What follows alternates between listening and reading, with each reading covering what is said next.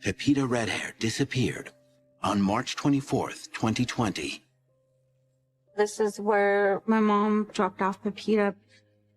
She goes, "Mom, I love you. Take care of yourself. It was the last time I see my daughter alive."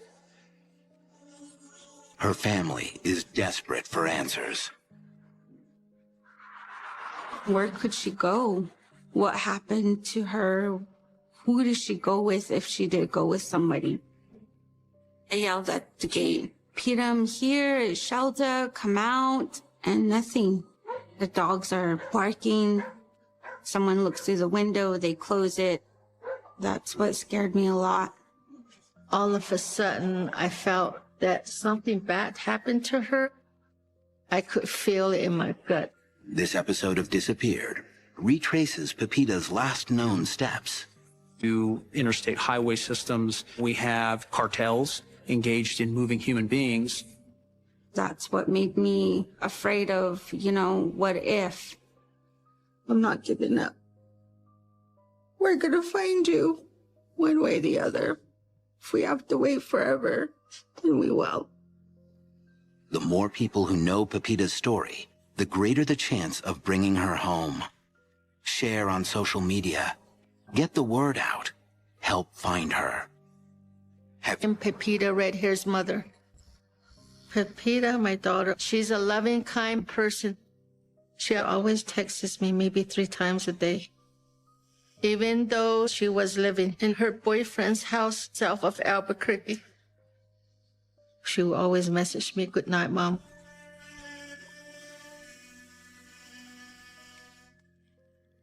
The last time I seen my daughter was Tuesday morning, March 24th, 2020. Pepita came home for a visit. She was living in Albuquerque, but she still liked to come home, spend a day with us. Pepita was 5 years old when we moved into Crown Point, New Mexico, and that's where she was raised. My name is Shelda Livingston. I am Pepita Redhair's sister. Crown Point is on a small Navajo reservation. There's a lot of property, not a lot of job options there in Crown Point. Pepita was an adventurous person. She's always doing different things. She never sat still. She liked to go skateboarding a lot. She said it was an adrenaline rush for her. She always talked about how she wanted to make a name for herself. Pepita was determined to leave home and get a career. After high school, she moved to Albuquerque.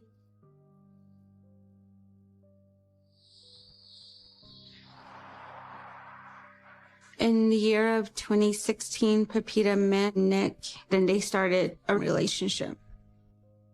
They would hug each other constantly, or they would tell each other, "I love you." Pepita moved into Nick's parents' home in Albuquerque about 5 or 6 months after they started dating. Prior to Nick, Pepita did date a gentleman, and he was Mexican, and they did, share different cultures, and she did learn a lot from him. However, with Nick, I'm pretty sure they talked about the traditions of Navajo. Early on in the relationship, Pepita called me and questioned me about a Navajo wedding and how the ceremony goes. Questions about what to do, how to do it, what needs to be done. I figured, wow, she really is happy with this guy. They're thinking about marriage. This could be a good thing for her. He did tell her, "I'm going to work and, provide all this for you. We're going to get our own home," a lot of promises. So I believe that, that was the one that she wants to spend the rest of her life with. She was happy. On March 25th of 2020, I didn't receive no text from Pepita. And I did text her. I said, "Are you okay? Please call me. Let me know everything's fine." There's nothing all day. On Friday the 27th, it's been 2 days. I did text her again, sweetie, where are you? Please call me. There's no text, no Facebook Messenger, no phone calls from her. I called her boyfriend, Nick, and I asked him, Nick, please call me or text me where Pepita is. And he goes, I don't know, she left. Us Native American are very close. She wouldn't be gone that long without her texting me, contacting her sister, her brother, and her nieces. I love my children deep from my heart. And I knew something was wrong. When my mom, Anita, did call me about my sister, Pepita, and she was like, hey, Shelda, this is happening. I can't reach your sister. And that's when I found out.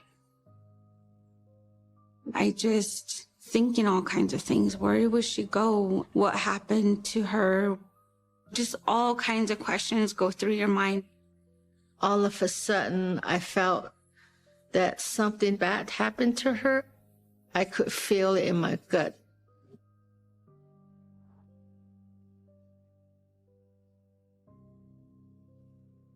So right away, I jump on the phone. I call Albuquerque Bernalillo Police Department.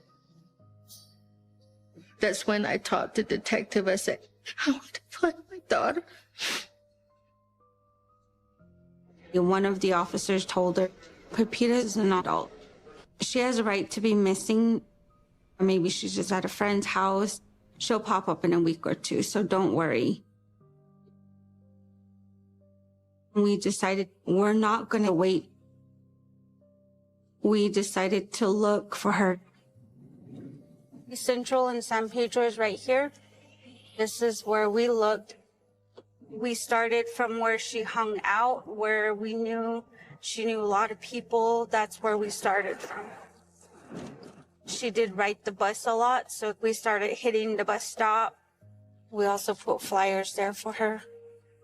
Making the flyers was difficult because money-wise, my mom was a single parent. She pays all the bills on her own. I am also a single mother of 3, but we did have family members donate money to help doing the flyers and getting more copies.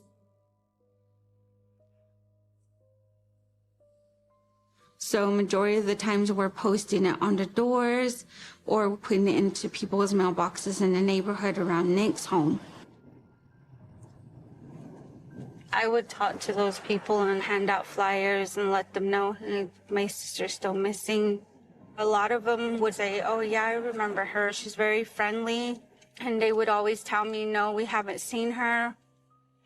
Is she really missing? A lot of them from the beginning were in disbelief because she's always around. My name is Sean Griswold. I'm a reporter with Source New Mexico. The timing for Pepita's disappearance was unfortunate. She went missing on March 24th, 2020, and shortly after, the COVID pandemic shut down almost the entire world. My name is Darlene Gomez, and I am Pepita Red Hair's family's advocate. When I first met Anita King, she was very defeated. Some of the problems that the Albuquerque Police Department was facing is that it was COVID. They stopped all face-to-face investigations. They had a lot of police officers who were out sick. They just kept telling us the same thing. Because of the pandemic, we can't do anything. We're shutting down, and she'll come up in a week or two. That was their only answer to us.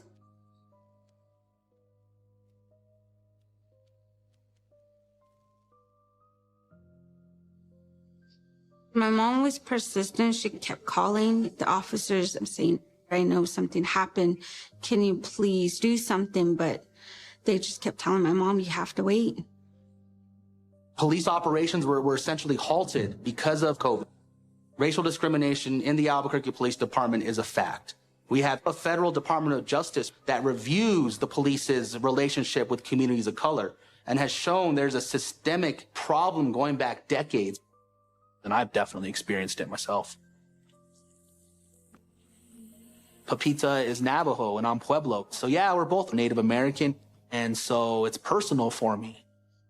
I do believe because Pepita was Native American, that really impacted how Albuquerque Police Department probably looked at her case.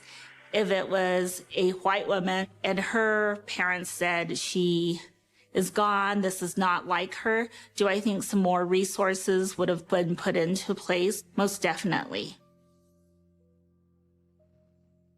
I was so frustrated. I was upset. I was mad. When Pepita's family members realized that the Albuquerque police were not offering much help, Anita then tried to go to the Navajo Nation police. But the issue there, of course, is that Pepita's case happened in Albuquerque. Jurisdictionally, the Navajo Nation police can't do anything about it. The Albuquerque Police Department is responsible for the investigation of her disappearance, and they're the only police agency that should be investigating this case. I started calling the news station to come and help us. I did reach out to them to ask them, hey, can you put up her picture on your show so we can put the word out there? And they're like, well, we're sorry, we can't help you at this time. I was livid. I said, you guys do it for other people. You guys did it for so-and-so. And I said, you can't do it for my sister. I said, it's only 5 seconds of your time I'm asking for. Maybe they just didn't want to do a missing person story that day because everything was dominated by COVID coverage. Or they deemed Pepita's case as not newsworthy. Cases involving missing Native women or murdered Native women don't get any attention. How many people know Native Americans? How many people have ever met a Navajo in person? How many people have a judgment and bias against somebody that they think is other than them? That's when we realized, okay, we have to do this on our own. When we didn't hear from her, at that point, I thought maybe she's still in Nick's house. Maybe he's holding her in there. So I drove to Nick's house.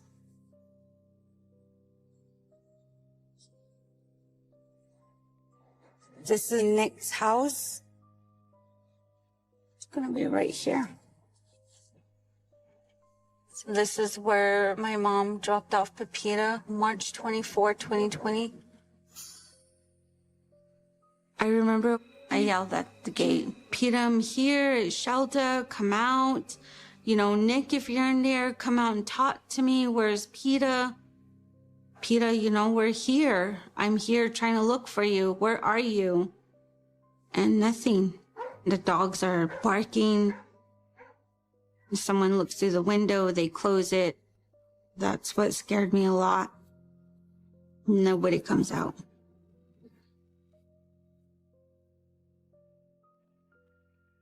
My daughter, Pepita, her boyfriend, Nick, is Native American. The first time I met him, I said, please take care of my daughter. She's a loving, kind person.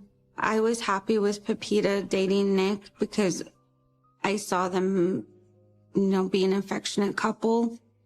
Pepita was very happy with Nick.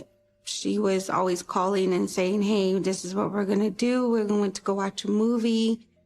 She was always outgoing and optimistic. Her willingness to do anything for him, always being there. That's the whole of her personality that drew Nick in. Pepita told me that she was in an abusive relationship. I told her, you know, you can't be with somebody that does this. Once they do it, they'll always do it again. I try to, you know, encourage my daughter to, you know, stay home, just move back. But she said, Mom, there's nothing here. I want to go back and be with Nick. She said, I love him. Native American women, on average, have the highest rates of domestic violence. 1 in 2 Native American women will face some type of violent situation in their life, whether that's a domestic violence situation, whether they're assaulted, whether they're kidnapped, or they're murdered. And so it's present in our community.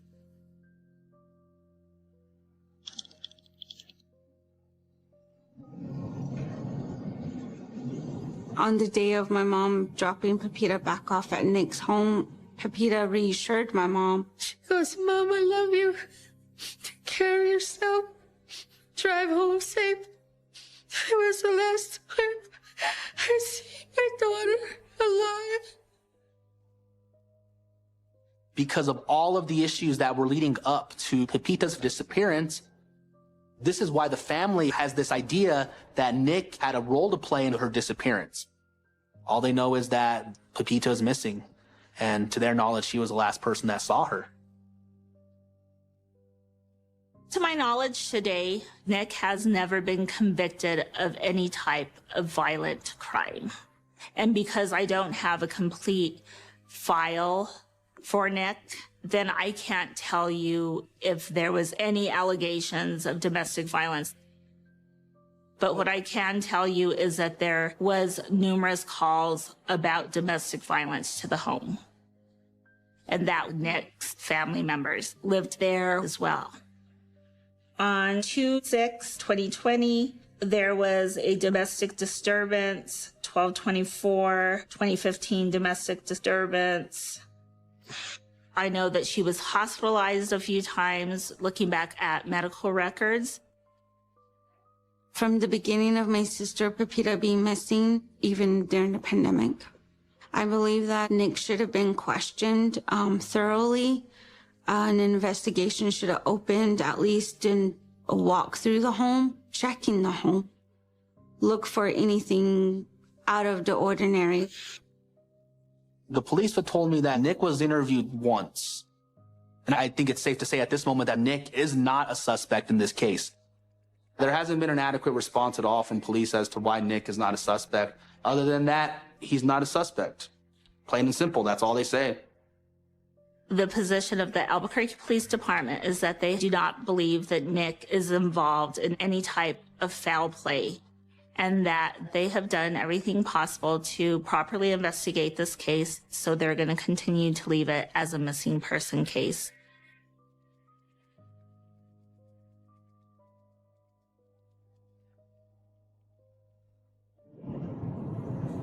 The family, they're very desperate to find anything.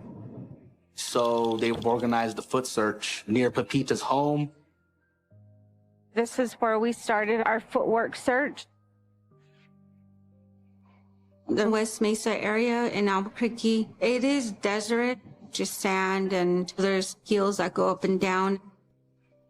There's a lot of bushes, rocks, holes, caves, ditches. If you were to try to hide a body, that would be a perfect place because it's in a remote of trash in the mesa. When we were doing our search, when we seen trash bags, we kind of opened it, and of course we use rubber gloves and we use sticks to move things around to see if we find anything. And that's kind of what we worked with. How does it make you feel to think that your sister could be out here right now? And she may have ended the last moments of her life out here. It's really hard to even think about it, but it's something that we need to think about. Worst case scenario, she could be anywhere in this area. It's very heartbreaking not knowing what happened, and it's heartbreaking for me knowing we weren't there to help her, you know.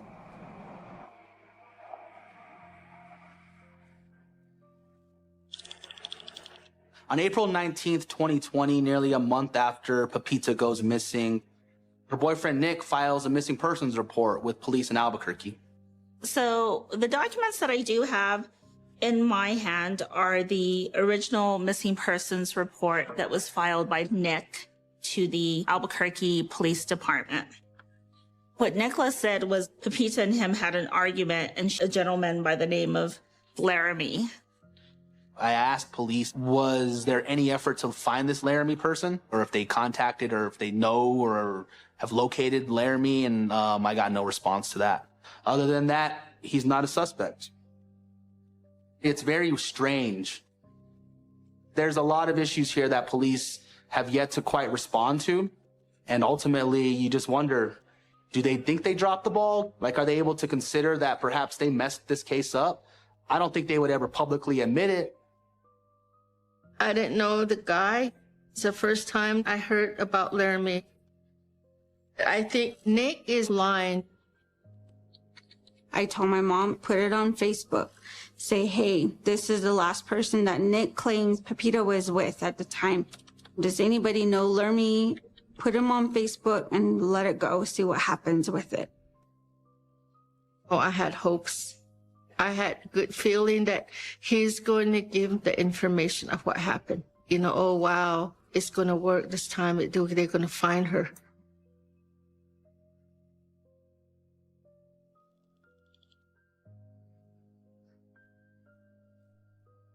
Laramie did get a hold of my mom. He basically told my mom, I did know Pepita, but I am not with your daughter. I don't know where she is. The last time he saw Pepita was March 10, 2020, on his birthday, because Pepita bought him a cupcake and sang happy birthday to him. He said she was with Nick. Nick started getting upset with Peta that she did buy a birthday cupcake for Laramie. So they started arguing. Laramie stated that he did see Nick strike Pepita. Laramie said he just left because he didn't want to cause any more problems. The Albuquerque Police Department detectives working on this case, it's my understanding that contact had not been made with Laramie. It's my belief that they did not look into Laramie's Facebook account, cell phone records. So I don't believe that they were able to determine if she was indeed with Laramie. What I believe is that during that period of time, Pepita's family was not contacted at all. And there does not appear like there was any movement as far as getting warrants, and that the initial detective was getting ready to retire. So I believe that the case sat basically unlooked at. I was so livid with everything that was going on with the officers. It would have been nice if they would have got a statement from Laramie. Unfortunately, Laramie's deceased now, so it's a little late to ask him questions. The things they could have done from the beginning, the evidence they could have found, it's gone. How did she feel? Very bad. Very bad. We still haven't found any answers, any leads. And that got me mad and it got me sad.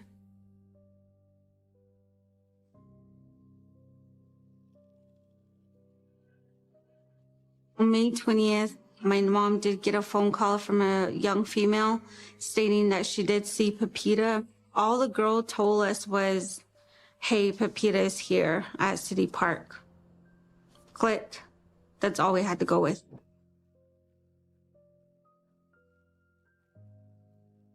I dropped everything I was doing and I left, and I didn't bother, like following the speed limit or anything. I just said, okay, well, let's go. We gotta find her. Well, let's hurry and get there as fast as we can. It was an adrenaline rush.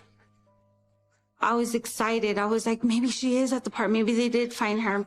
Or God forbid, maybe somebody left her there. I did not know what we were getting into. Our hope was just, it is her. It's her. Let's go get her. When we drove to this first place we thought City Park was, I looked around the park. There was a couple drinking and she had her back turned. I ran to her. Peta, I started yelling her name from a distance, but there was no response. So I approached them and clearly it was not Peta. I had a flyer, so I showed them and they're like, no, we don't know who she is. We don't know her. I'm sorry. So I looked through the rest of the park. No sign of her. She's not here. So then I started thinking, go back on the Google and look for City Park, see if we're missing anything else. So when I Googled City Park on Google Map, it was kind of odd. The icon on the map It showed a spot in the middle of a hotel that said City Park, but that's not what the hotel was called. I said, what is this? I was like, well, screw it, let's just go over there.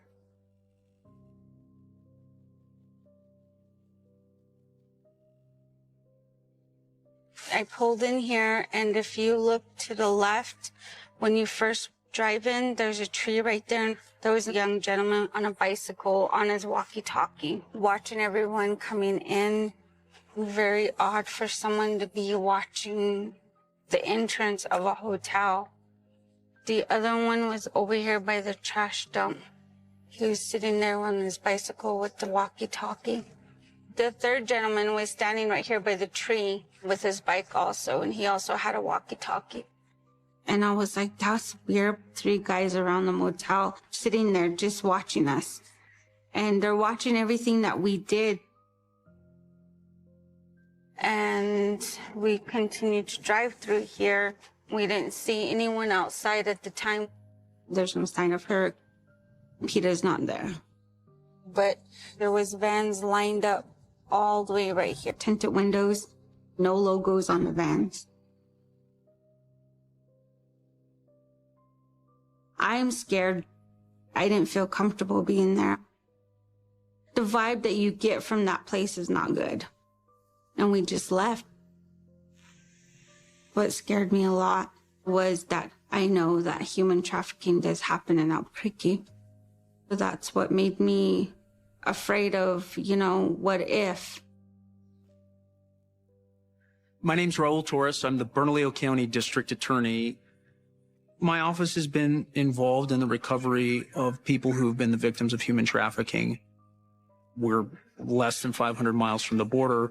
We're at the intersection of 2 interstate highway systems. We have cartels who we know are engaged not only in smuggling firearms and narcotics, they're also engaged in moving human beings, trading them, and using them oftentimes in the sex trade or for basically indentured service to other people. Pepita could very well be a victim of human trafficking. We ultimately don't know. When there's so little information that's come out of this case, you start to speculate on every scenario. I just prayed for her, that she's safe. It's heartbreaking to know that she's still out there. We don't know what shape she's in. We don't know if she's okay. We're looking for answers, and we won't give up on her. We just want her home. Pepita Redhair was last seen on March 24, 2020. If you have any information, please contact Bernalillo County District Attorney's Office at 505-222-1101.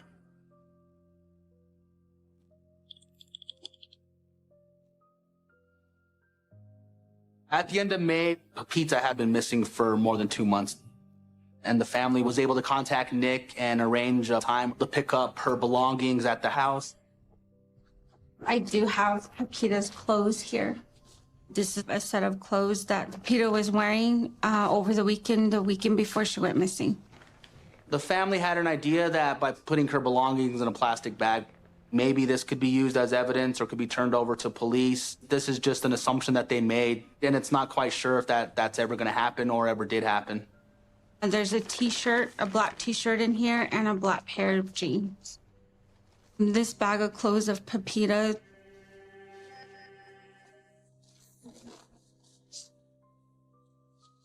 Just makes you wonder where she is. Where are you? Come home.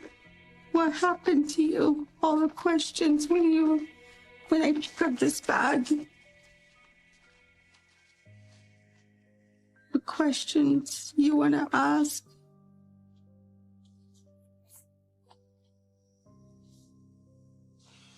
We just want closure. We want her home.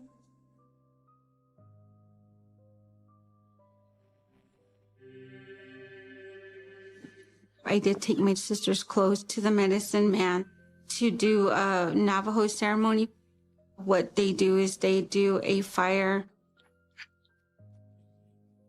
And then from the fire, the It's called tea. It turns into ash. Before it turns into ash, the medicine man removes it, and they use that smoke to see the scene of a loved one.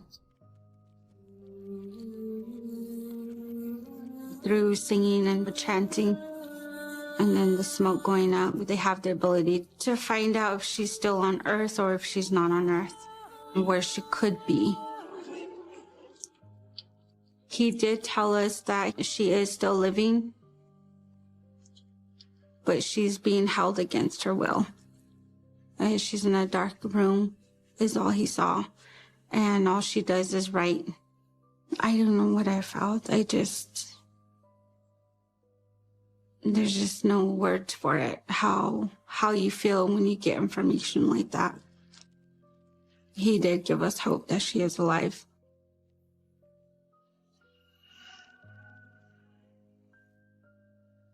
And then soon after that, we did get another phone call of another sighting of Pepita outside of a supermarket on Wantabo Boulevard. I was like, oh my God, I hope it's her.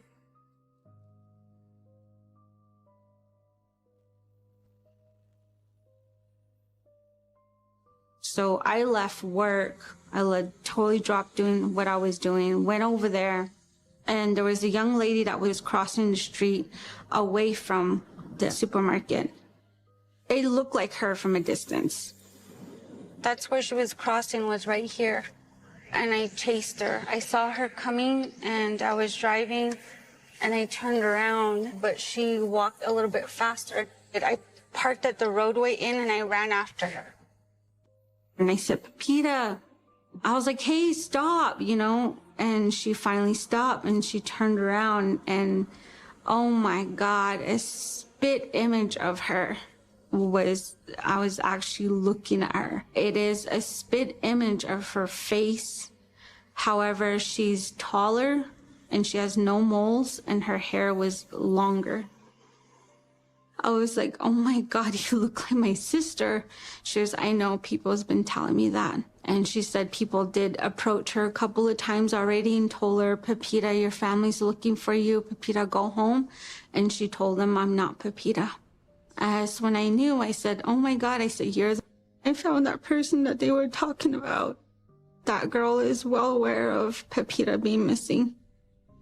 They think they mistake her of her. But Mom, it's not her. It's not her. And she broke down. It's frustrating when we did get these leads, stopping and going and rushing over there and not finding anything is discouraging, very discouraging. We kind of gave up a little bit. Pepita has now been missing for about a year and a half with no coverage on local TV. And on September 11th, 2021, a major case of a missing person breaks. A young white woman named Gabby Petito was reported missing, and it makes national news. We couldn't go anywhere without catching an update on the case. Gabriella's 5'5", 110 pounds. Her YouTube video. I think our plan for today is to just hang out. Showcases life on the road. I remember watching Gabby Petito's story on the news.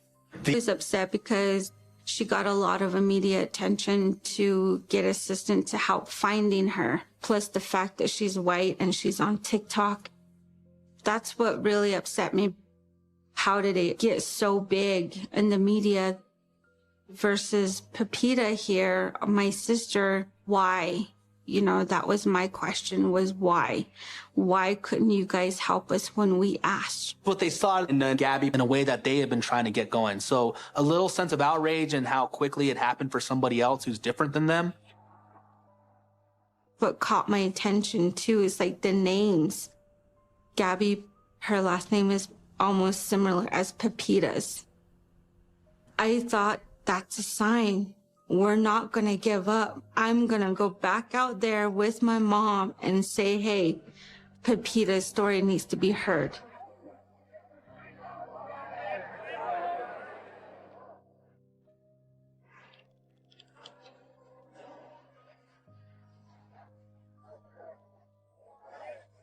On October 3rd, 2021, we did a rally to get assistance to help find my sister, Pepita Redhair. Part of the things that I did were getting guest speakers, getting donations for food, doing press releases. I wanted to give other family members, other who had missing loved ones, the opportunity to also speak. And so we had just this tremendous turnout of families that had never been able to have a voice. We had balloons with everybody's names, and we took a moment of silence. It was very emotional for these families, but it also gave them hope that they were not alone. We owe it to one another to do everything that we can to make sure that these women come home. One of the really fabulous things that occurred is that District Attorney Raul Torres agreed to take this case. We met with Pepita Redhair's family. They shared with us their frustration. In 2017, it was reported that there were 5,700 missing and murdered Indigenous women nationwide. Over a 5-year period, just in the state of New Mexico, there were over 660 reported missing and murdered Indigenous women. There is the idea that not everyone in this country is getting equal justice. We need to be in a position where we value all of these families. It doesn't matter what you look like or where you come from. We care about you, and we're going to go to every length that we can to recover your loved one. We've assigned 2 investigators to work on Pepita's case. The district attorney's office, and I also believe the Albuquerque Police Department, was able to get warrants for electronic media. They were able to get warrants for telephones. They were able to look at truck stops and some other places Pepita frequented. They were able to talk with the FBI.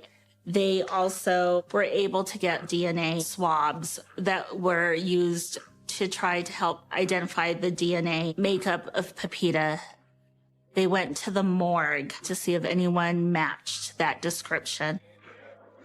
And then they were able also to look at some of the evidence that was brought in by Pepita's family. They were able to take statements. What I would like to see is a thorough search of Nick's home, and I would like a search to be done on the West Mesa area. A year and a half is a very long gap for us in terms of the timeline that we usually like to engage in. We remain optimistic, but at this point, I don't have any clear answers about what happened to her. I am extremely proud that Anita King is able to tell her story today, because this does not happen hardly in any murdered missing Indigenous women cases. But does it stop here? No. We're going to continue to find answers and find justice for Pepita. I miss my daughter, Pepita.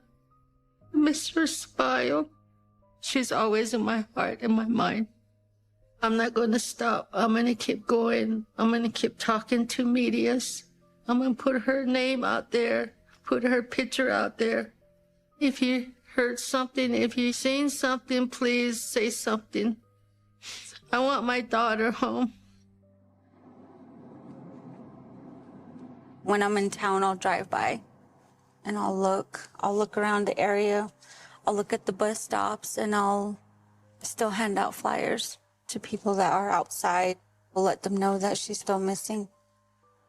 It's sad to come back this way, because all you want is answers, and we still go home empty-handed. I just wait every day.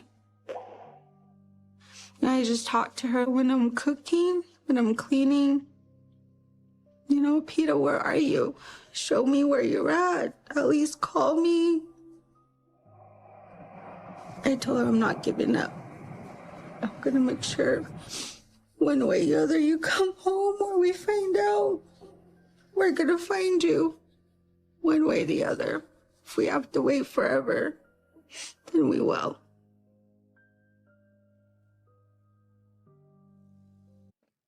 Daniel Robinson disappeared on June 23, 2021. Daniel's never been the person to go to work for a few hours and just leave. The red flags were going up for sure. When I got to that intersection, my heart sank. Daniel's tracks didn't make a left towards home. They made a right-hand turn out in the desert. His family is desperate for answers. I just knew my son was in trouble. If he's out there riding around in that heat out there in that desert, that's very dangerous. I know the desert is just a place where bad things happen.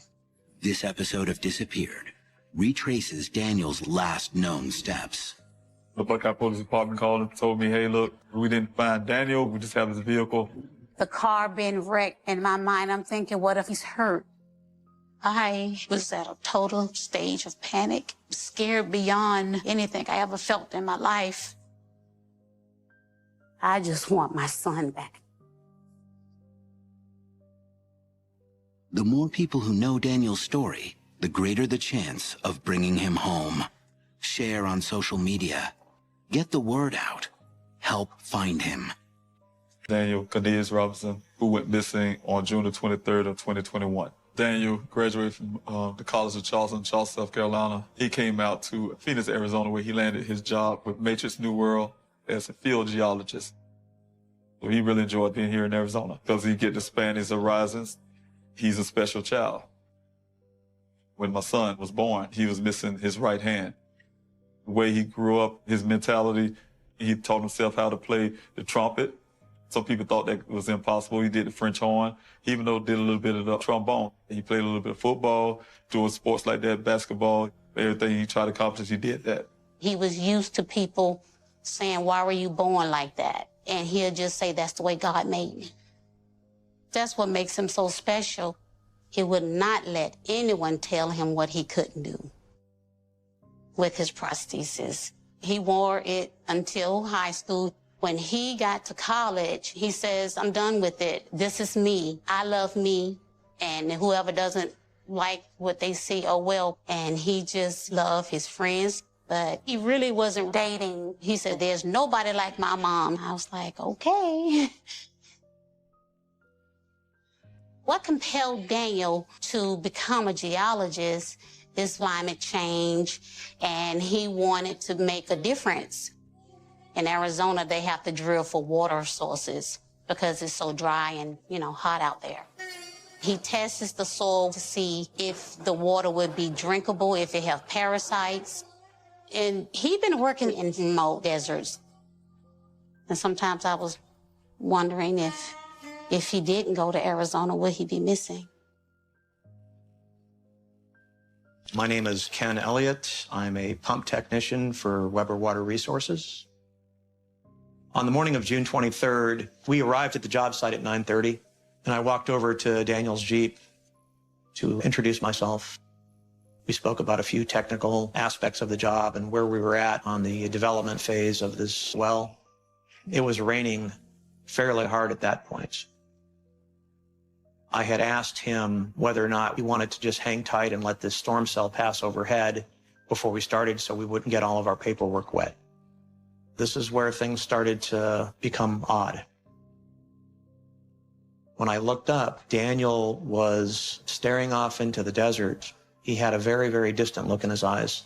That's when he got in his Jeep and left. Must have been around 2:30. The principal of the firm called me. They had not heard from Daniel yet. I hopped in my work truck. The only tracks were Daniel's because the storms had washed all the dirt roads clear. When I got to that intersection, my heart sank because Daniel's tracks didn't make a left and head east towards the home. They made a right-hand turn and headed west out in the desert. And I thought, he's so far. My sister Davisha gives me a call. Like, hey, Daniel's missing. One of his friends from work came over to my apartment and let me know that they couldn't find him. Daniel's never been the person to give up or to quit anything or to just walk away. So for him to go to work for a few hours and then just leave out of nowhere, didn't say anything to anybody, the red flags were going up for sure. I'm freaking out. And that's why I'm going to call his phone. I called it. He didn't answer. Called it again. He didn't answer. And the next time I left a message, said, Dane, this is Mom. You know how I am. I'm worried now. I'm worried about you. I need you to pick up this phone. He didn't pick up the phone. I text him. I have the text. I say, hey, son, where are you? You need to answer your phone. I remember exactly what I was doing on June the 23rd, 2021. I'm retired military. I was sitting on my back porch in Columbia, South Carolina, when I received that phone call from his sister telling me that it was well over 6 hours that he was missing from that job. That was problematic for me because I know Daniel, he would not go that long without saying anything to his siblings or his mother or myself. You know, he'll let us know something. We called Dane's phone, his ring, and finally go to the voicemail until I guess it finally died, and it goes straight to the voicemail. We didn't hear from him that whole entire day. That's when I knew something was wrong, and I decided to report him missing. I called the Buckeye Police Department. I talked to Officer Cruz. One of the biggest things that I was really happy about is that he decided to take a drive down this road called Sun Valley Parkway. He told me he was out there to look and see maybe he's stranded on the side of the road somewhere. Of course, they told me quickly they didn't find my son. You know, you find out your child is missing. Of course, I'm not going to sleep. On June 24th, I grabbed everything I can, threw it in my vehicle, and started heading out west to Arizona. Guessing over 20-some hours. It was the hardest drive. It seemed like I couldn't get here fast enough. One thing I learned out of the military is never leave a fallen comrade behind. One of the first things I did when I decided to hit that road to head to Arizona to find my son was to make my son a mission. Of course, your child is missing. It can put you in an emotional state. In the military, we learn how to put those emotions at bay. He is my mission. The first thing I did is went up to the Buckeye Police Department, got more information about where he was last seen. I found out it was in the desert itself. I'm Nicole Griggin. I'm a reporter with ABC 15 here in Phoenix. I don't think people realize that here in Arizona, we're actually one of the top 5 states for missing persons. There's just so much desert that getting lost or being stranded in the desert, you're out there on your own. So it doesn't take long for dehydration to set in, your skin burning. The elements out there are really severe and unsurvivable, really. The desert environment in the summer is very, very harsh. It can get up to 110, 115 degrees. So you clearly have to be prepared, food, water, plenty of provisions. And the wildlife that you need to watch out for are rattlesnakes. They're territorial, they have dens. When they come out, they're cold-blooded, so they'll typically be coiled up on a rock or somewhere in the sun to warm up. And they blend in with their native surroundings. You may not even see one until you're almost on top of it. You're not up against just the heat, the sun, the elements, but people do go out to the deserts to recreate, shoot off guns. We're talking rifles, assault rifles. There's the risk of cartels, drugs crossing, people smuggling people across the border. I know the desert is just a place where bad things happen. I mean, I have watched many shows, of course, to know that, you know, that's not like a hangout area. So I was worried that maybe he ran into foul play. On June 25th, Daniel had been missing for 2 days at this point. Buckeye police did their first aerial search by helicopter looking for him. They searched this area all around his work site, and they weren't able to find any trace of him. So Buckeye police were putting up flyers in the desert and at the local airport in case people passing through may have seen him get on a plane. When someone is missing, it's very crucial to search immediately. You shouldn't have to wait. That make it slimmer. Statistic-wise, less likely you'll recover that person. If someone does die out in the desert, Bodies can decompose out there and be left to bones and fragments pretty quickly. Here in Maricopa County, the ME's office has pages of unidentified people that were in the desert, and they're still left unidentified for years. With my time in Afghanistan, dealing with desert, I just knew my son was in trouble. If he's out there riding around in that heat out there in that desert, that's very dangerous. I wonder if he had water and things like that. So those kind of things went across my mind. The first thing I want to do is get out there to that well site. That was the last spot that my son was supposed to have been seen at. But Buckeye Police Department told me not to go into the desert, so I would take my binoculars close to the area where the well site would be at. My heart was racing, of course, and I tried to imagine myself as being my son, where he was staring off to. And I just need to understand what he was feeling, what he was thinking at the moment. So while my father was there in Arizona, my other sister in California and the sister in Arizona, we were on social media trying to figure out what's been happening before Daniel went missing. He deleted all of his images off of Instagram, so I'm thinking, does it mean anything? And it's just, at least for me, it was very upsetting that the police department, no one took us seriously enough to say, something's not right, he is missing. We know it may look like he just walked away, but something's not right with this. A day or so prior to him going missing, Daniel called me and he left me a voicemail. And that's the last message that I have for Daniel. If you're free, you could call me back if you want, but in other words, I just want to let you know regardless, I love you. And yeah, we could talk later. All right, bye. I didn't think about it at the time, but I didn't like what I heard. I didn't like him saying, well, Mama, no matter what, I love you. I heard it in his voice. His voice didn't sound right. And I beat myself up about why didn't I answer that phone that night.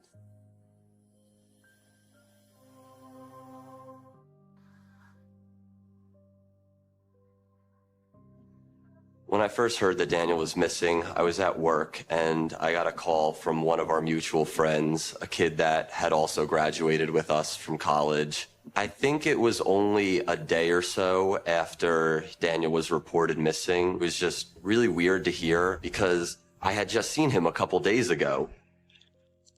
I had explored the city before, so he took me to a few of his favorite places. I hadn't seen him in at least a year. I remember he was super excited to be able to hang out together. I met Daniel in one of our geology classes together. We quickly became friends because we were both guys that like to goof around. Daniel was a very friendly, social guy, and the last time that I saw Daniel, he did mention to me that he had met this girl. He didn't go too into detail with anything about it, but I was excited for him because I had never known him to have a girlfriend or anything super serious going on. He worked a second job where he met this young lady, and I think at that moment just was infatuated, on first sight and wanted to get to know her a little better. So they exchanged numbers at some point. They was texting back and forth for a little bit. I'll say just a few weeks.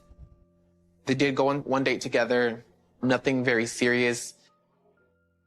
When he told me he was going out on a date with her, I was so happy for him because I knew it was just a while since he been out on a date. So he was quite excited. And I think it was just a love at first sight with him in the beginning with her. But I told him, you got to remember, a woman likes to be pursued just for a little bit. Then if the feelings are not mutual, then it's time to back away from her.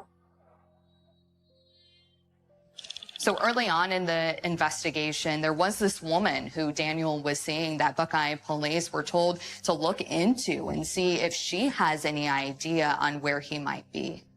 Police eventually track her down, and she says that she doesn't know where he is, that she hasn't seen him. But this woman does end up sharing with Buckeye police her last text exchanges with Daniel.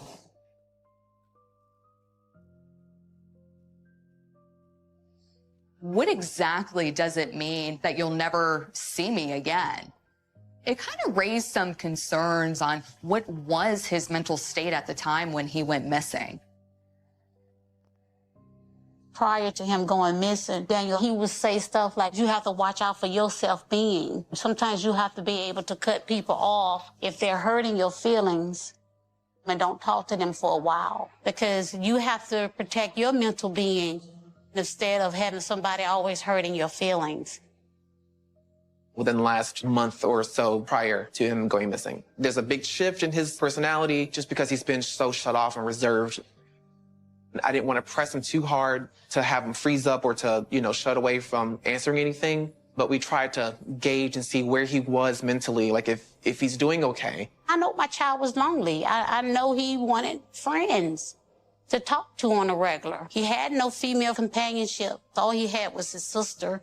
And that's mainly was me and Daniel conversations prior to him leaving. It's just the frustration of life and COVID. You've been in the house for a whole year. And, all his friends are in Charleston and Colorado. He didn't have any friends there, and he wanted friends so bad, just people to hang out with, talk to. It's been over a week. No signs of Daniel. Unfortunately, his family didn't have a key to get inside his apartment. Police weren't able to get a warrant because they needed a proof of crime. So they actually went to the landlord to get inside to do a wellness check at this time. His apartment was an indication of where his mind may have been at the time. When I entered his apartment, I seen my son pain. I seen the stress. I seen the pain. I felt the sadness. I mean, dishes in the sink, dishes on the floor, clothes on the floor, disheveled bathroom, hairs on the floor, just chaos and misery. I lived with him since he was born. Daniel's never been like an organized person, but this was beyond even him. Like, it was dirty.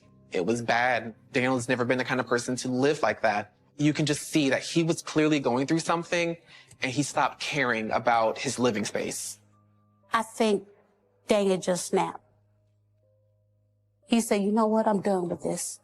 I'm trying to be productive at my job and my life. And every time I take 2 steps forward, I get pulled 5 steps back. I get off work and I work another job. Is it supposed to be this way? Is this how life's supposed to be for me? He said, I'm tired for a moment. I need to breathe. I don't need to worry about this right now. But there's nothing in this world will make him ever dream of taking his life. I mean, Daniel never really bit his tongue on telling me anything. If he was feeling crazy or icky about himself, I think he'll come to me and say, listen, Mom, I'm having some serious issues right now. I really need your help. I really do believe that he would tell me he's having some real serious issues. I guess as his older sibling, I've always worried about my siblings, but I don't think he would have harmed himself. He was forward thinking. The days before he went missing, he was suggesting that he was going to find another job at some point, or he's going to move. He had plans to do something else, so I don't think he would have harmed himself. I last spoke to my son 2 days prior to him going missing. Him and his sister had plans to go hiking that weekend. We talked about my plans to come up there in July to visit him. Knowing Daniel, I don't think he's the type of person that would want to run away from anything. He had a lot of good friends and a good family, so I think that he had a pretty good life. I was in so much pain, and I didn't know how much more I can take without knowing where my son is. The pain and the stress of seeing Daniel in my dreams calling my name. I said, God, you got to give me something. Then we received a tip, and I was excited. I'm going to find my son.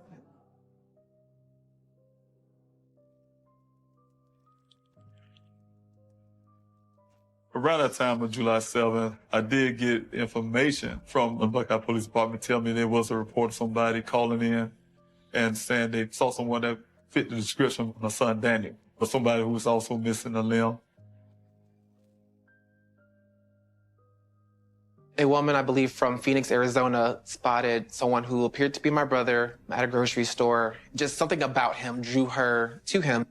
She went over to speak to the kid. He doesn't look like he's homeless. And she said that the kid said, "Oh, I'm just on a journey right now, something I have to do." And she offered him. It was the detectives from Buckeye Police Department who was able to go there and check that out. But according to them, that wasn't Daniel. So it disappointed me tremendously. I just want my son back.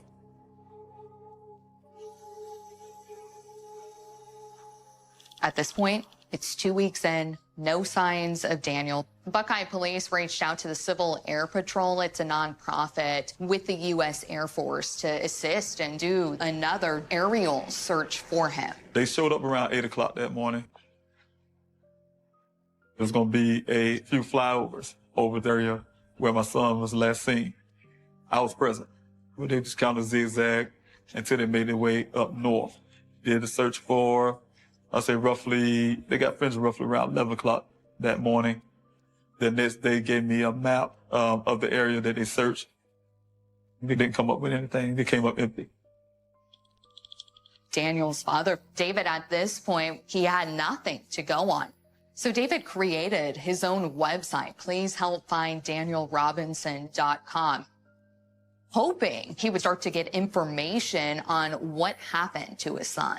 This is David Robinson. I'm the father of geologist Daniel Cornelius Robinson, who went missing in the desert of Buckeye, Arizona. Coming out for this live to tell you all I have a tip line that I'm paying for. So please, I'm really desperate here trying to find my son. I'm really depending on you all to help. It was really his effort on social media, pushing the public to send any information that was helping tips come in on who may have seen Daniel.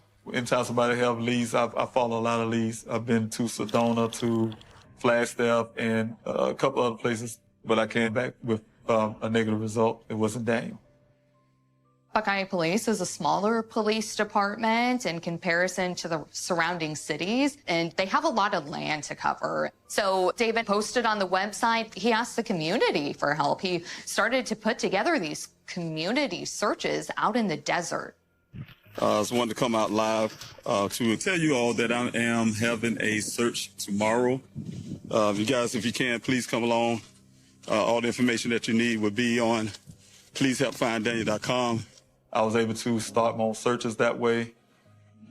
We put out the information about the search to the public, and people showed up. I'm really grateful you coming out here from the bottom of my heart to search for my son, Daniel. The terrain is really huge and large. I can't do it by myself, so I'm really grateful for you all coming out. We have a mapping system. We have those maps broken down to grids. Say, hey, today we're searching this grid. I just couldn't imagine being in David's shoes, not knowing where Daniel's at. I can't imagine not having answers. Keep on looking for Daniel because my heart tells me to, and for the family. I always say that if I or any one of my family or loved ones ever went missing, I would want someone to do the same thing for me. I feel his pain, and I feel like I know Daniel through him. I thank everybody for searching for Daniel. I really, really, really appreciate it that they took the time out of their busy schedules to help find my son. Oh! They've got a bone there. Couldn't move. I was really stunned. It was scary because then I realized my son went missing in an area where things was happening, obviously. So it makes it really bad for me and make it tough. What we're looking at is top of the skull right here, and then a piece of vertebrae. Trying to identify to see what this is compared to the human anatomy, is an app that I've got that we can quickly identify to see if it matches anything. I'm going to go ahead and upload this. I'm going to shoot a message over to the medical examiner, and we'll have them evaluate it. But I'm pretty sure this is a small animal, probably a coyote. I was relieved. It was animal remains, but it's a roller coaster. When I go out to the desert search, for instance, every day is like day one. You go out there in hopes to find my son alive out there and rescue him. Then it gets grimmer and grimmer as the months have been passing by. David and these volunteers were out there first thing in the morning before the heat. And sadly, all these efforts, they still weren't finding any trace of Daniel. On July 19th, nearly a month since Daniel went missing, finally Buckeye police have a break in the case. The Buckeye Police Department called me and told me, hey, look, Mr. Robinson, we found Daniel's vehicle in a 20-foot ravine in the remote area of the desert. You know, the first thing I'm thinking, the next sentence would be that they found my son. Daniel Robinson was last seen June 23, 2021. If you have any information, please contact the Buckeye Police Tip Line at 623-349-6411. The Buckeye Police Department called and told me, hey, look, we didn't find Daniel. We just have his vehicle. A rancher checking for his cattle out in a remote area of the desert ran into Daniel's Jeep Renegade in a 20-foot ravine. The car being wrecked, in my mind, I'm thinking, what if he's hurt? I was at a total stage of panic, scared beyond anything I ever felt in my life. The airbags were deployed. The sunroof was kicked out, but still no sign of Daniel here. When he wasn't in the car, it's like a moment of relief, hope, and then dread at the same time. You could be taken out quickly in the desert. I remember seeing this vehicle for the first time the way it was, and it was very devastating. The detective asked me, he said, Mr. Robinson, because we're standing at a distance, he said, you go over there and you can look inside the vehicle. I just couldn't move. I was really stunned. Inside the car, all of Daniel's personal items, his backpack, his cell phone, his keys. And then on the outside of the car, his clothes were scattered all around like he threw them off. And then his wallet was found inside his jeans with all of his credit cards. Is he naked in the middle of the desert in this heat? And then we learned that in the trunk there were 2 cases of water. You know, with his degree, he knows and understands, you know, the desert terrain a lot. You can only survive out there with extreme dry heat for very long without water. He wouldn't have left all the water, or at least if he got into the wreck, my thought is he would probably stay in the car where it's shaded and he has the water and it's more safe and contained. Daniel's car was found 3 miles from the well site where he was last seen. Assuming that Daniel crashed his Jeep so close to the job site, he could have very easily walked back to the job site in less than an hour. And it just makes you wonder, wouldn't you have seen it if you were doing these ground searches, if you were doing these aerial searches? And all of a sudden, here it is in this ravine 3 miles away. I think there were a lot of concerns that how did this car get here? It had to have been placed here by someone. It doesn't just appear out of nowhere when we've been searching this area for so long. It wasn't covered. There was, you know, there were no rocks on it. There were no debris on the car. You know, bluish Jeep out in the middle of a brownish red desert. Even with it being in a ravine, I just don't believe that they would have possibly have missed that from the air. So I think the car showed back up after the searches. I had a theory that was given to me by someone at the Buckeye Police Department of what they think happened to my son. They felt like, you know, he escaped that rollover without injury because they didn't see any blood in the vehicle. He kicked the glass out of the sunroof and got out. But they also believe that he had a severe head injury. And once he got out of the vehicle, he shredded his clothes because the brain injury make you feel hot. And you feel hot and you shred your clothes. And he may have walked off and come to his injuries. If he was in this accident, he was likely really hurt. And he was out of his mind, so to speak. And that's kind of the only explanation that we saw, that Daniel maybe didn't have any idea what had happened to him. Maybe that's why he left his keys. Maybe that's why he left the water. Maybe that's why he just started walking in the middle of the desert. But we don't know. Like, maybe if you did get hot, you take your shirt off at least. But I don't think my brother would strip down naked and leave all of his clothes there. It was very upsetting because any person, whether mentally sound or not, can't walk through that for very long and get very far that you couldn't see them. There's no way my brother would have gotten within 3 miles of the site and you not find any inkling that he was there. This doesn't add up. One thing that bothered me the most, I had a severe head injury from IED blast. That's the reason why I'm retired from the military, and I never shredded my clothes off. So when they told me that, I couldn't understand the science behind that. So that made me want to get my own investigator, get a second opinion. My name is Jeff McGrath. I am a criminal private investigator. I specialize in accident reconstruction.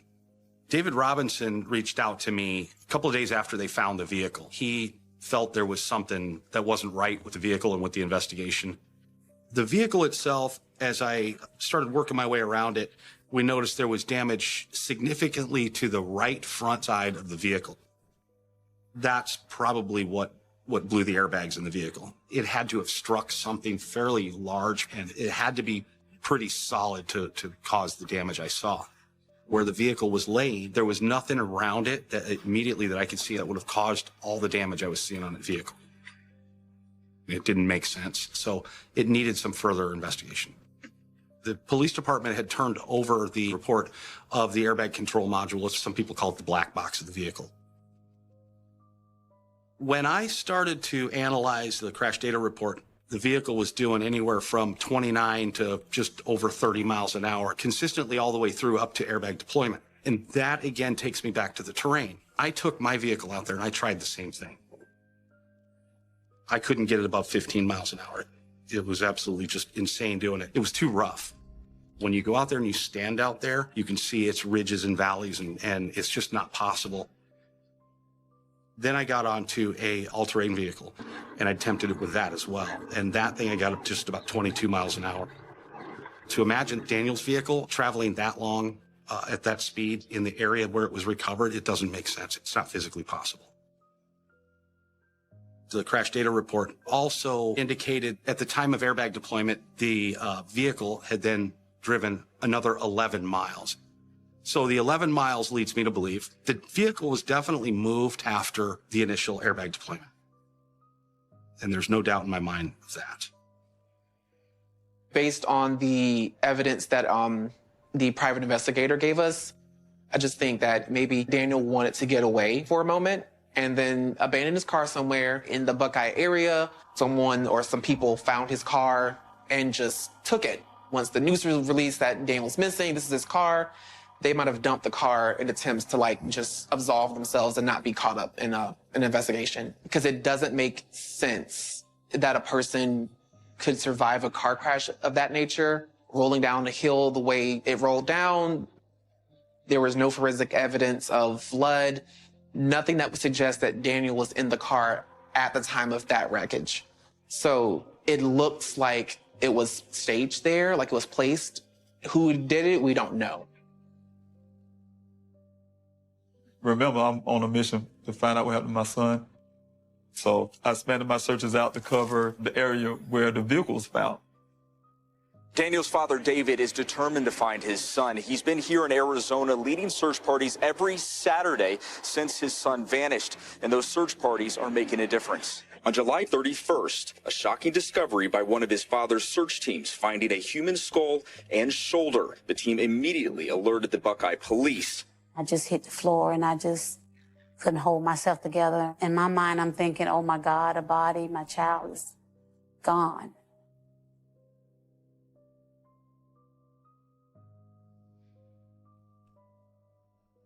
I did receive a call from my dad. They did find the skull out there. And that was a pretty tough time. We have CC Buckeye Police has taped off the scene, and at this point, medical examiners confirmed it, and we don't know whose it is. I try to keep as much hope as I can. I try to keep my emotions at bay, so it makes it really bad for me and scary. In my mind, I'm thinking, oh my God, a body, my child is gone. I lost it. I lost it. I went into an uncontrollable cry, and it wouldn't stop. It wouldn't stop. I hit the floor. I mean, I woke up in the middle of the night crying and calling Daniel's name. I was calling people that I know from the church to pray with me. Shortly after discovering this skull, it was determined that it wasn't Daniel. But the medical examiner's office thought they knew who this may have been. You know, it could be closure for another family. You know, just to find their loved one that way. My heart broke for someone, but at least Daniel helped bring someone home. So that makes me proud. Thank you guys for your prayers and support. Came negative for anything that's related to my son. So I'm grateful for that. So thank you guys for your help and your love. I can't imagine how emotional it would be for the family to have to continue to do these searches, wanting to find Daniel. But at the same time, you don't want it to be finding him in the desert, because then you know that you have to lay him to rest. Trying to get my spirits back up. It's kind of rough today. Like I say, my spirits are down mentally. Very hard today for me.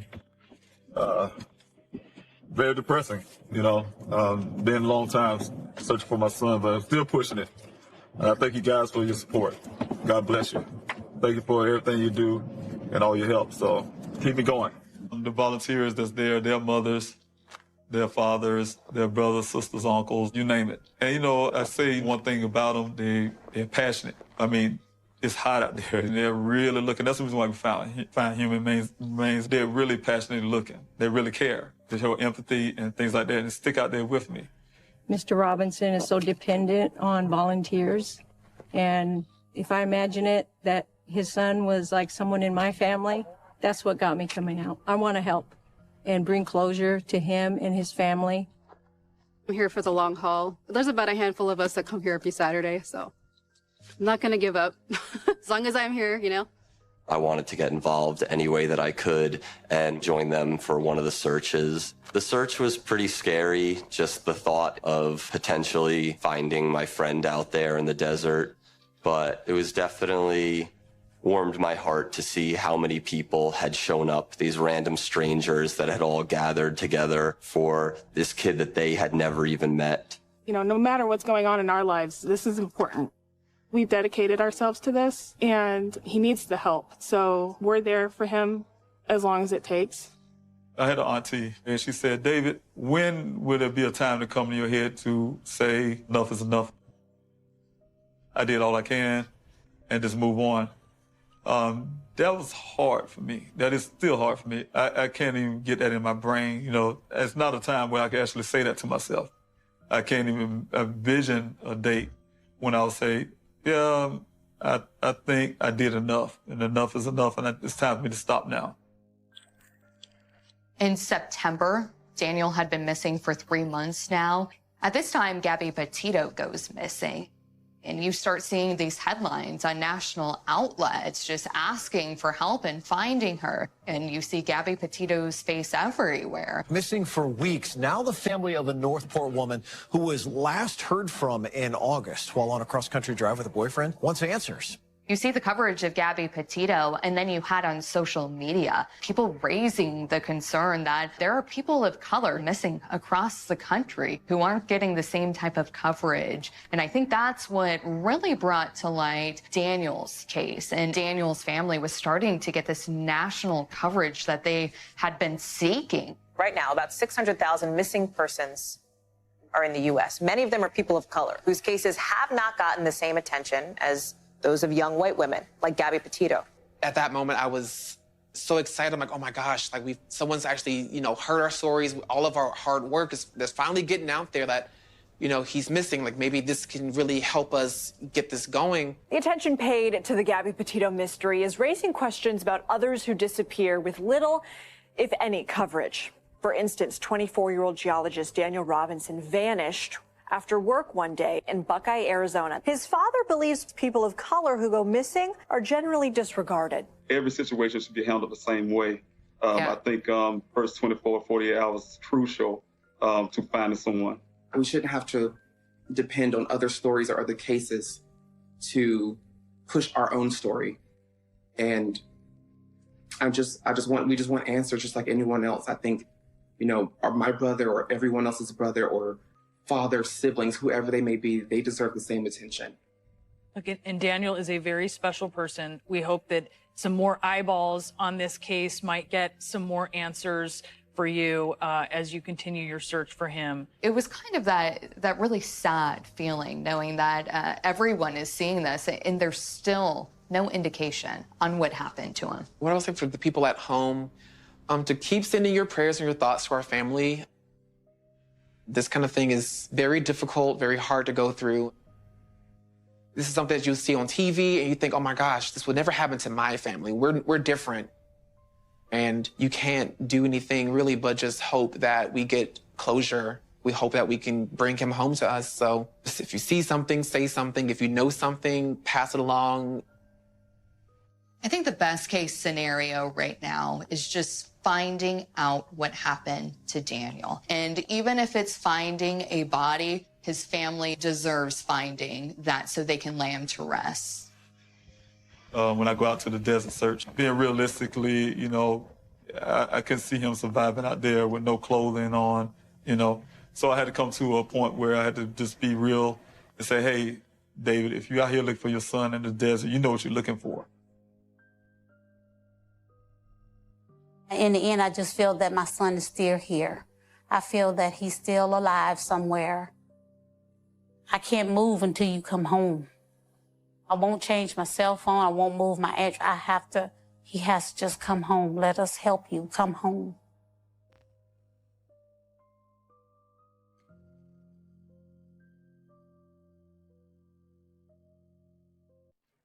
Kirsten Bruggeman disappeared on January 2nd, 2021. I woke up at midnight, look at my phone. I text Kirsten, are you okay? Her phone was turned off, and she didn't show up to work. Lawrence Police, I need to report my daughter missing. Her family is desperate for answers. So we decided to go out and find our daughter ourselves. Nothing else matters until we get this solved. We began walking along here. I remember that sickening feeling that, what am I going to do if I look down and I see my daughter? This episode of Disappeared retraces Kirsten's last known steps. The video, it showed Kirsten having a verbal argument out in the parking lot. And right there, she's gone. She's not seen again. Watching that video was very difficult. Where is she? Where did she go? I'm afraid. I'm very afraid. The more people who know Kirsten's story, the greater the chance of bringing her home. Share on social media. Get the word out. Help find her.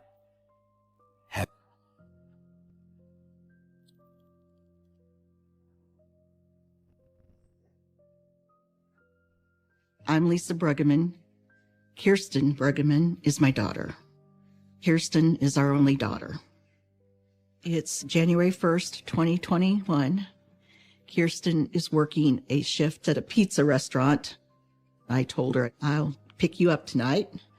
I said, just let me know about when, because she was closing. She came back with a text that said, I'm going to meet some friends. So I had texted back and said, be a phone. See, there's nothing there from Kirsten. I text her, are you okay? I get no response. I call her. Her phone goes directly to voicemail. I'm laying in bed, but I'm certainly not sleeping. I continue probably about every 10 minutes to call Kirsten with no response. At this point, I'm worried. I just know something is wrong. Call it Mothers in 28 in just a couple of weeks. She'd always been very intelligent, but she just kind of lost her way, I think, in high school. Some issues with grades, but she still graduated with honors. Kirsten has lived with us for the last year. She didn't have a car. I had to be taking her back and forth to work. They say I'm a menace. But you don't know Dennis.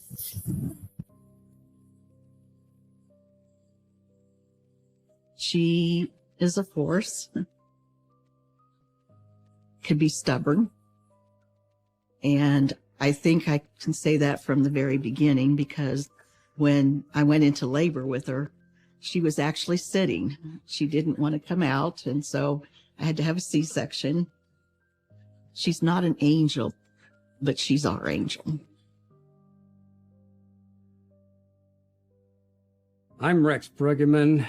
I'm Kirsten Bruggeman's father. She was just an ordinary... The Justice Department through Marion County. He then later joined probation. We were married while we were both at the probation department. We live in Indiana, in a suburb called Lawrence.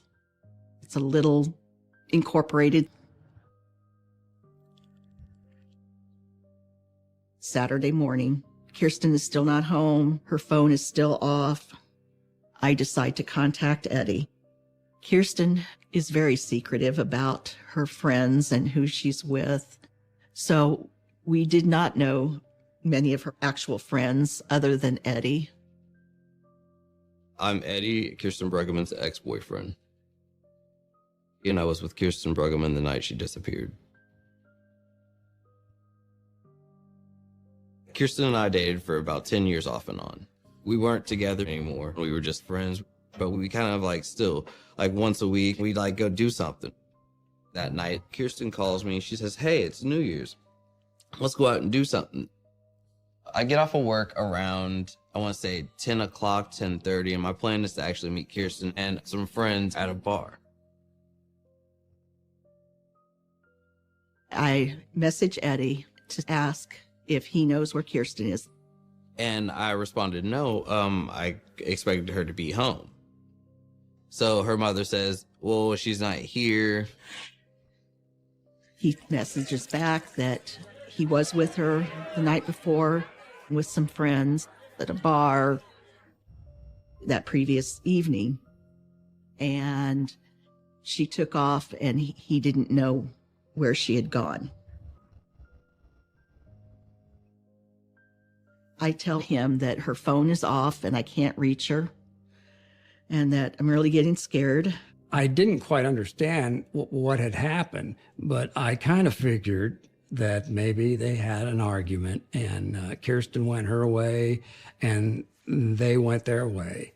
But what I couldn't understand is why Kirsten didn't contact us to come get her, or why even Eddie didn't call us.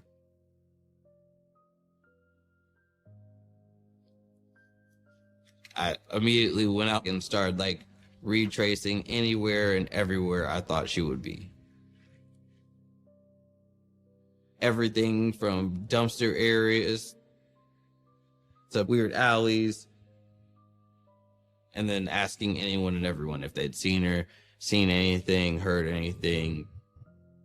It's about an hour later, around 11:40 a.m., he messages back and says that he looked around and he could not find her. I was almost sick to my stomach. Something bad has really happened.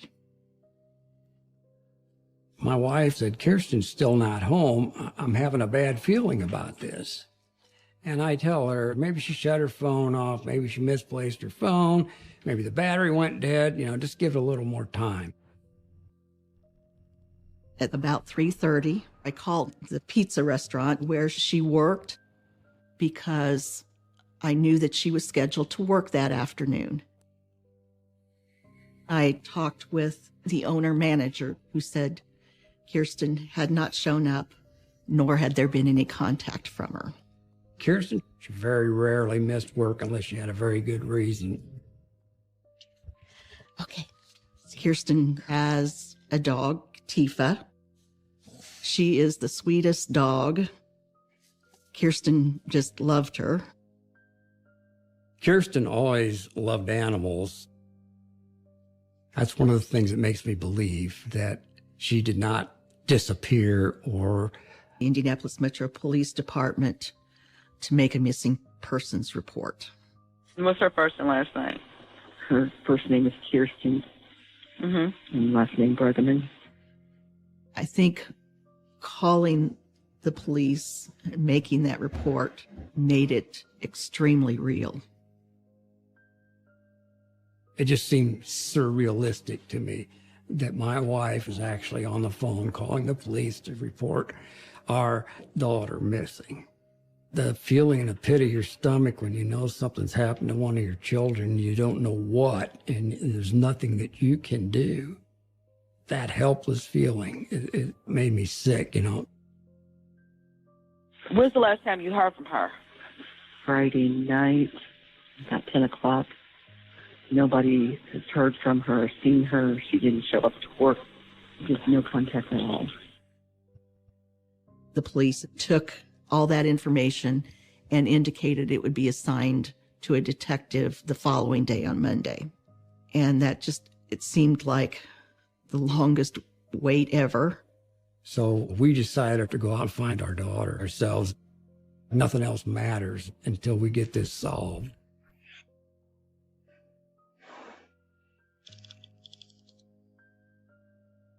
On Monday, January 4th, Rex and I decide to drive over to the bar where she was last seen and look around the surrounding area.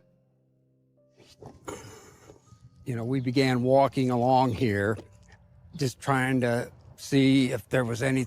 This is the mattress I found when we were walking that day, and I had this fear that I was going to find something under there I didn't want to see. But I picked it up. Fortunately, there was nothing under there. That's when one thing in particular caught my eye, and that was like a drainage ditch. This is a rather lengthy stretch of drainage ditch, so we had a little bit of area to cover, and at one point we split. I was over there on the north side, Lisa was over here on the south side, and we're walking along, looking down into the water. And immediately I remember thinking, oh God, you know, if somebody did something terrible to her, that would probably, to me anyway, would be a logical place to ditch a body.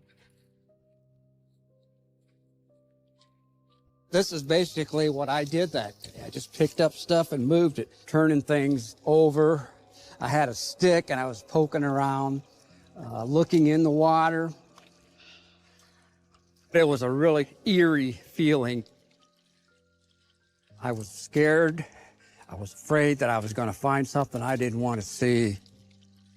I was hoping I could find something, and yet I didn't want to find something. I remember that sickening feeling that, what am I going to do if I look down and I see my daughter?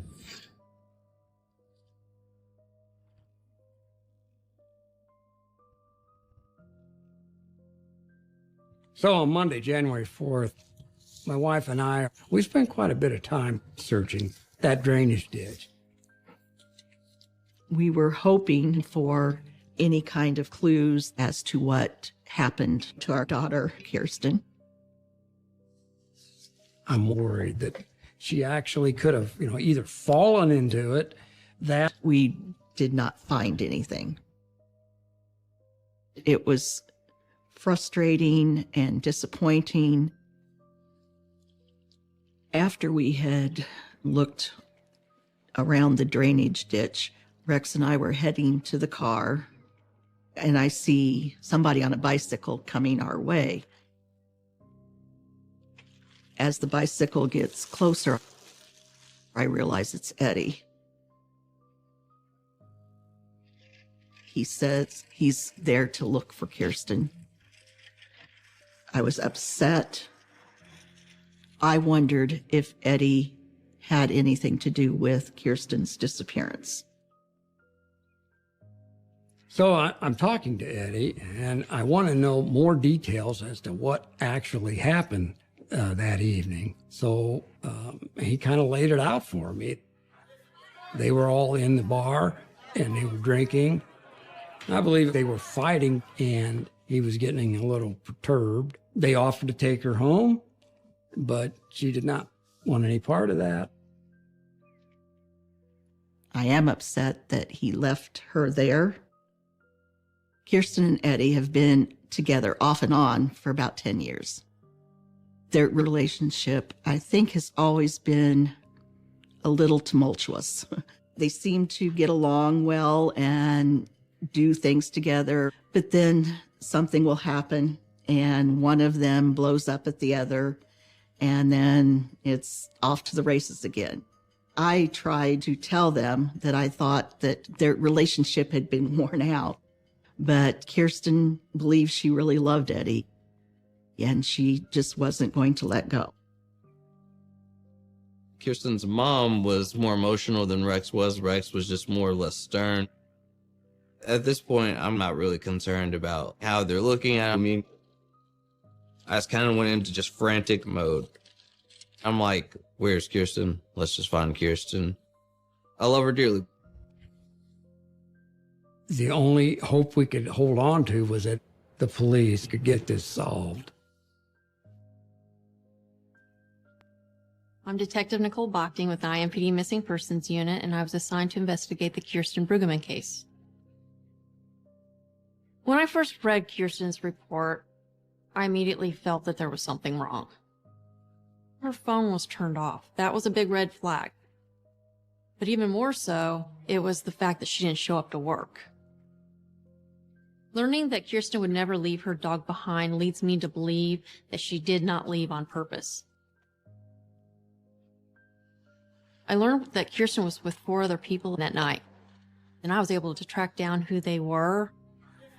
Kirsten and Eddie and her friends, and they were all drinking, and she had a little too much to drink. Kirsten did have an issue with alcohol. Both her dad and I, we were concerned about her drinking. We talked with her numerous times, but she would just say, I don't want to talk about it, and she'd walk out. And that was always frustrating for her dad and I. She got angry quickly. She would almost explode. It was particularly hard for me because I am a recovered alcoholic, and to see my daughter go through the same struggles that I had. I told her, you see what alcohol did to your father. Why would you want to take that chance and, suffer through all that? But her usual response was, Dad, just because everybody drinks, it doesn't make them an alcoholic. She just would not admit that she had any kind of a problem. Well, finally, we seek professional advice and get her in to see a psychiatrist. That did help. But ultimately, she did not want to go anymore. But just before she disappeared, she seemed to be putting her life back together again.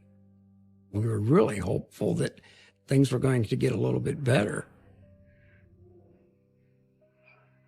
I don't know why Kirsten was drinking that night, but she got drunk. So we were like, hey, we got to get you home and everything. Hey, can I get you an Uber? Let me call your mom or whatever. The bar was closing anyhow, so they left around 12:15. So out in the parking lot, for some reason, Kirsten became angry, and at one point, a verbal argument ensues. All 4 friends drove off, leaving Kirsten in the parking lot. I assumed, hey, maybe she got an Uber, or maybe she finally called her mom. But she never made it home. The first thing I wonder is, are there any cameras in the area? And just went down the line and started calling them, asking for a possible video. And I got 3 videos. The first video, I was extremely excited to view the video because I wanted to know what happened to Kirsten. The video, it showed Kirsten having a verbal argument out in the parking lot, and then in the car driving away. The video confirmed everything that was told to me by the 4 people, and it was determined that none of them were a person of interest. Viewing the video, I found that there weren't any cars in the parking lot that she got into. She didn't meet with anybody. She didn't walk off with anybody. It just shows her walking off.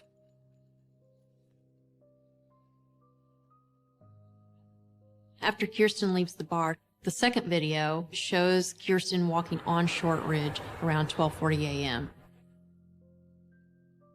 The last video is of Kirsten walking in the YMCA parking lot. And here's Kirsten right now. She's walking along the sidewalk, and she'll go into this niche, follow this fence line right through here. If you notice right here, it says 159. So we know at 159, Kirsten's still alive. Once Kirsten rounds this corner, this particular camera does not pick her up. Another camera, however, picks her up right here at this corner. She's walking along the fence line. She picks up something off the ground and she continues to walk. Right here, it says 2 a.m.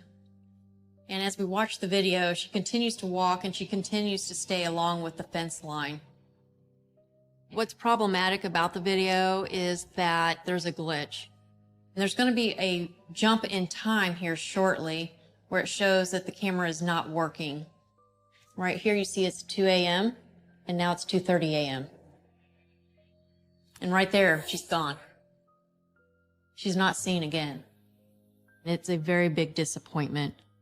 This time jump from 2 to 2:30 a.m. concerns me because we don't know what happened. We don't know where she went.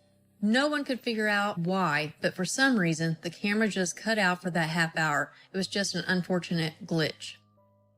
Did she leave the parking lot on foot in this direction? Did a car come in, pick her up, and take her back out?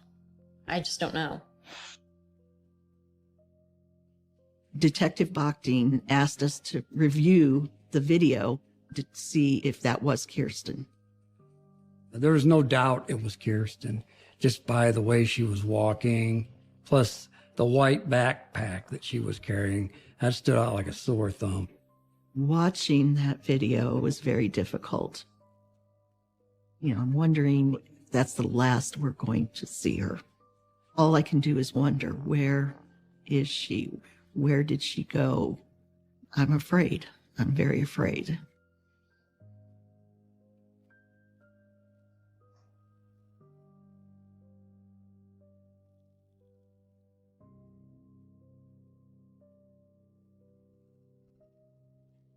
The area that Kirsten went missing in, which is in the 800 block of Shortridge, is a high violent crime area.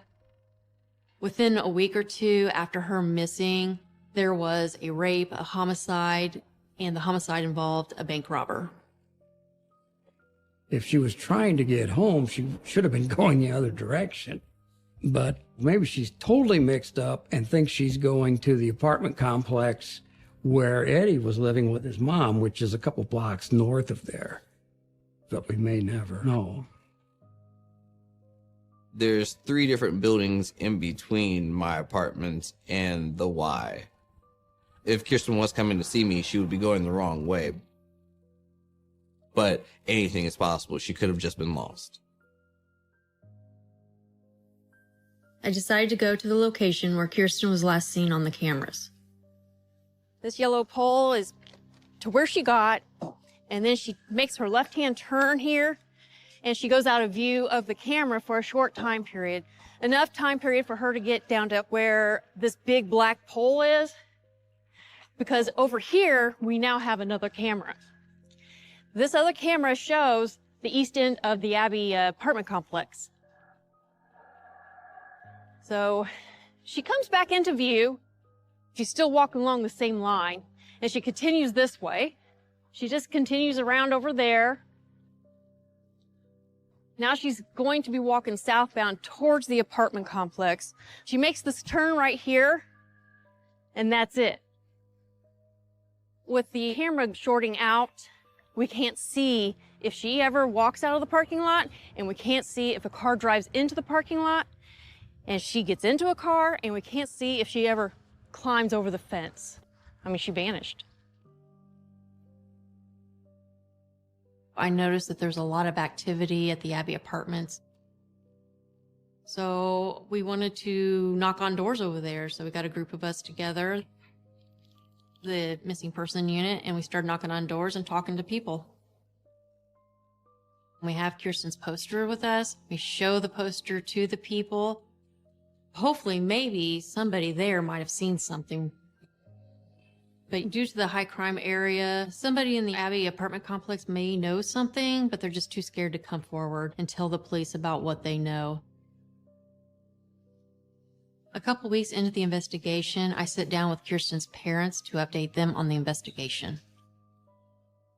As I'm sitting in Detective Bochting's office, I'm thinking now that, something bad has happened. She has met with foul play. But we had no proof. I'm even more scared as time goes on. This is not going to have a good ending. But I have a lot of good friends and family who keep saying, try to keep the hope up. And so I am. My good friend, who also works within the law enforcement community, had arranged for there to be a search on Saturday, January 16th, around the area where Kirsten went missing. There was a grid search conducted. Rex and I are there. It was difficult watching people go out.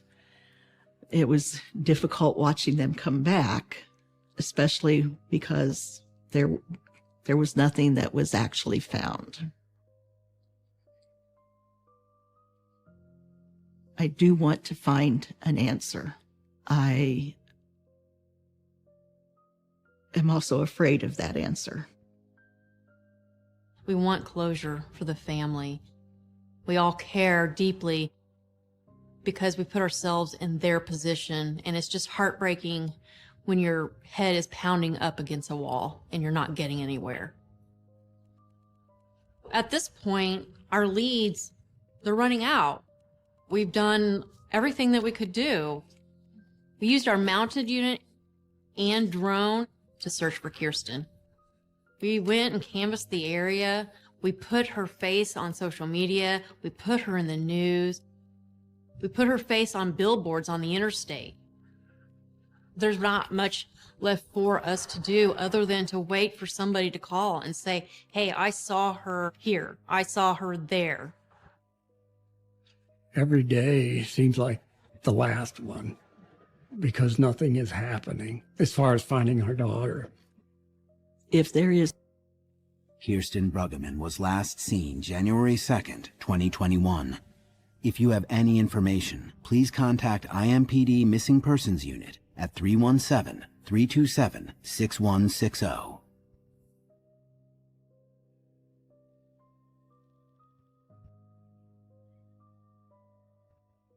It's been about 6 weeks since Kirsten was missing, and I saw a posting on a Facebook site that an unidentified female had been found. The general description fit Kirsten. The same weight, approximately 114, 115 pounds. The height was within an inch or two of Kirsten, and the hair color was the same. And my wife and I had kind of convinced ourselves that this body that was found, which had not been identified, was our daughter. We were almost to the point of grieving. But the one thing that stood out was that this body had a tattoo of a spider on her arm. Kirsten did not have a tattoo that I was aware of, but because the description so closely fit her, I contacted Detective Bochting and the coroner's office to ask more about this. And then the weeks we were waiting to hear from the coroner's office, that was a pretty trying time. In one respect, we wanted it to be her so we could have some closure, but on the other hand, we didn't want it to be her, so that we still had hope that she was still alive. When DNA is returned, it's confirmed that it was not Kirsten. So there is still hope that she is still alive. I'm happy at the time, But then I'm also feeling like we're back to square one. In March of 2021, I bring up the possibility of a private investigator to Rex. By hiring a private investigator, we'll have somebody who can devote the whole time to her case. When Lisa and Rex told me, I was extremely happy because for me, I don't care who solves the case. I just want her to come home. My name is Crystal. I am a private investigator.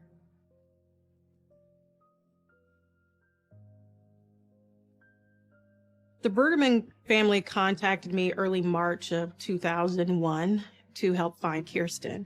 I've been in law enforcement for approximately 11 years. My specialty is missing persons and criminal investigations.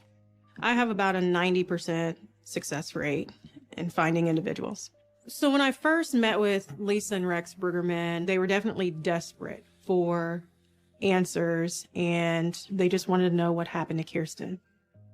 My first few days were actually spent just canvassing the area, talking to people that would have offered insight as to what happened. I had to actually backtrack and look at surveillance video from the night she went missing. What I did notice is there's a fence line that closes the YMCA lot off. And then there's an apartment community on the south end of the YMCA. That's the Abbey Meadow Apartments. The next thing is that, and understanding that there are 4 different angles on these surveillance videos, it's just running through them numerous times for weeks on end just to see if there's any new evidence that we can uncover that we had not seen before. And then one thing that I did observe was an SUV, and about 2:38, you see it come out of the Abbey Meadow Apartments. It proceeds north on Shortridge, and then approximately 3:15 a.m., you see the same SUV traveling north on Shortridge, and then proceeds back down Shortridge. The behavior of that vehicle was definitely suspicious. At that point, I'm thinking that this person may have picked her up. Something could have happened. We actually did continue surveillance to see if that vehicle had any association to the Abbey Apartments and if they lived there. But we didn't see the vehicle show up at the Abbey Meadows Apartments again. The picture of the SUV is out to the public in addition to flyers of Kirsten's story, and we're hoping to get answers. Once Crystal began with her investigation, she was able to obtain a couple of videos that showed this car, we believed was an SUV, that had left the Abbey Apartments, seemed to be just driving around, would stop and start. You could see the brake lights come on and go off. The thought was perhaps that SUV was somehow involved with Kirsten's disappearance. So this could be a very big break. I need to find out who owns this vehicle, who was driving the vehicle. This means that we could have a suspect.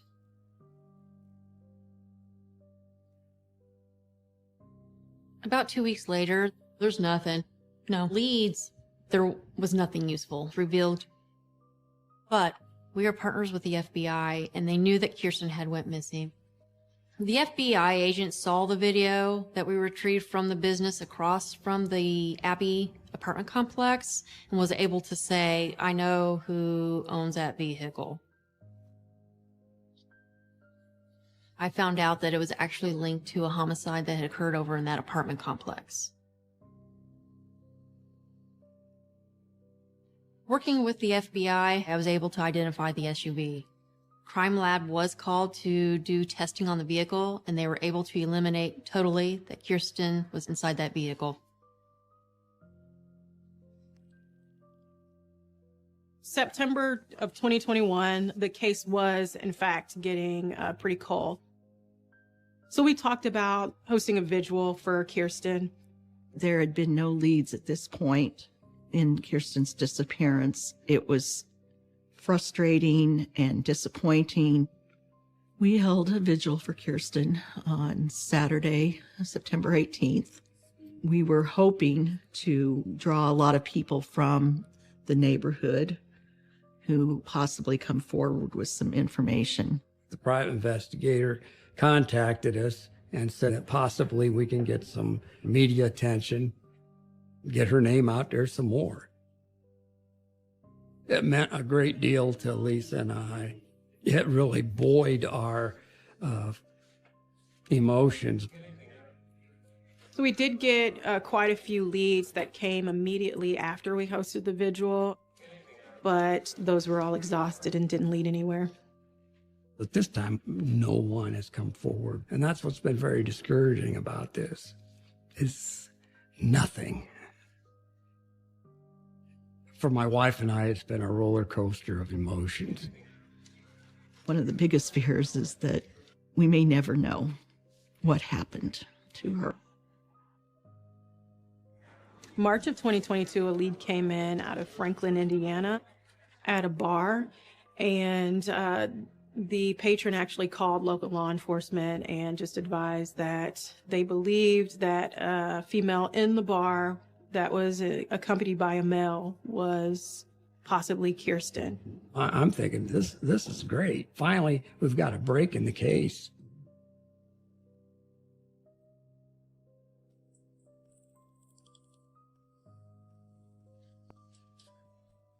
Through a series of efforts and phone calls, we got a hold of the video.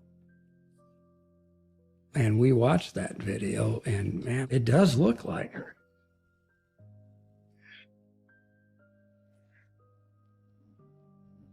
It was a good quality video, although you couldn't really get a good direct-on look at her. And as we were watching, I had to keep telling myself, does this really look like her, or am I wanting it so much that I'm thinking it looks like her? But then we noticed something on the video that looked a little odd. This woman is acting rather strange in this video. She's kind of bent over. Her affect is very weird. She's not showing any emotion. When she walks, it's like she's almost like a robot. So that part of it, I was alarmed by. My initial thought is, if this is her, she's been brainwashed, because the way this woman was in the video was not Kirsten. It was not her personality.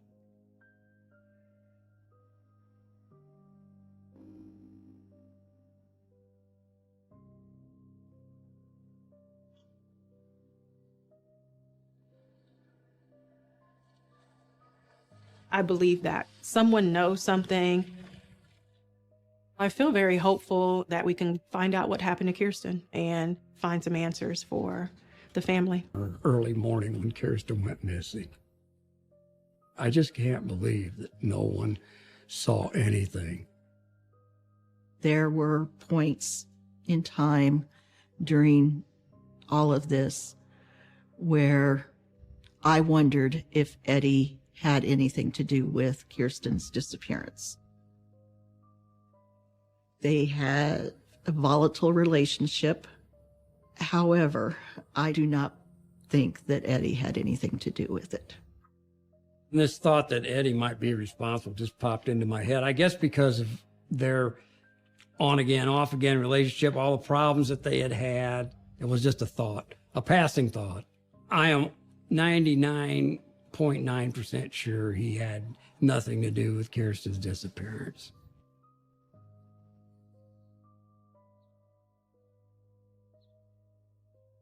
With her being gone, I don't know how to feel anymore. And I've went through every range of emotion about this, but now I'm emotionally numb about it. You can only do so much to take care of people, and some things are within your control.